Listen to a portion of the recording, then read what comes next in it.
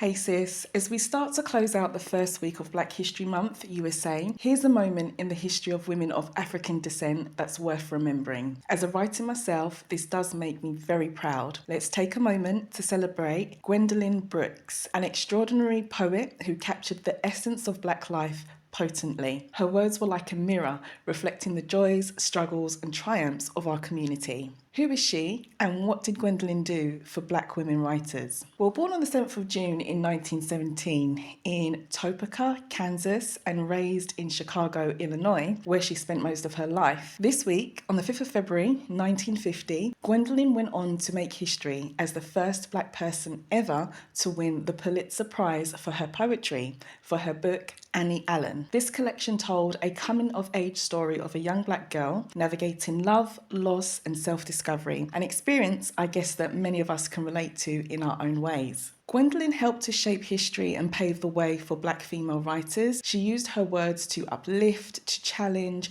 and redefine the literary scene at the time that she was active, which we can assume at that point the literary scene was probably very white or male-dominated. Her work and efforts paved the way for Black women's voices to show that they belong at the forefront of poetry and literature. Her words and our stories. From the potent lines of We Real Cool to the deeply moving The Bean Eaters, Gwendolyn painted vivid pictures of Black life, our laughter, our heartbreaks, our dreams. She was particularly passionate about telling the stories of everyday Black people, especially women who often went unheard. She saw us and she wrote for us. Gwendolyn's energy shifts circa 1960. It's probably hardly surprising that around the time of the Black Power, civil rights, and rebellion against oppression movement that started to peak in the US, Gwendolyn's energy shifted, and so did her pen and her writing style. In the late 1960s, she moved towards a more politically charged form of poetry aligned with the Black arts movement, and she began publishing with Black-owned presses. This move, looking back now in the 21st century, we could say was not just about literature. It was about empowerment, autonomy, and ensuring that Black artists controlled their own narratives. She reminds us that our stories, whether they be about love, pain, motherhood, sisterhood,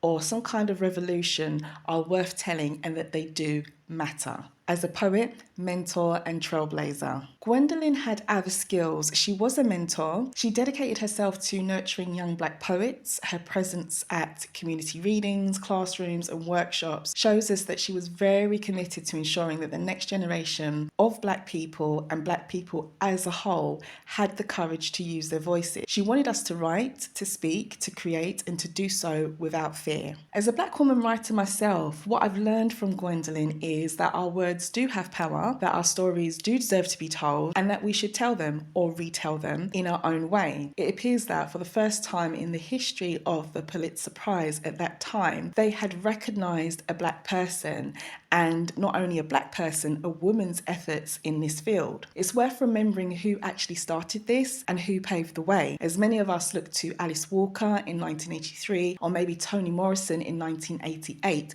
who both have received this literary award prize.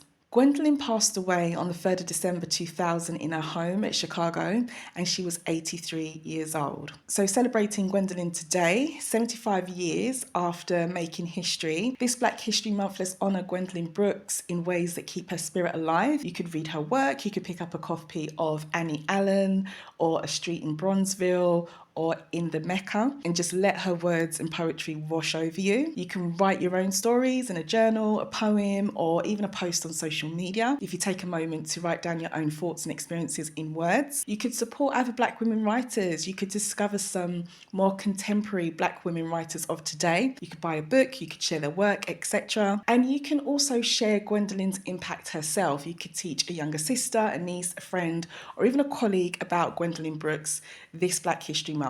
Gwendolyn is for sure a great moment in the history of women of African descent, and it's worth remembering this week, 75 years ago after the event actually happened. So happy Black History Month, much love, the Black woman essayist.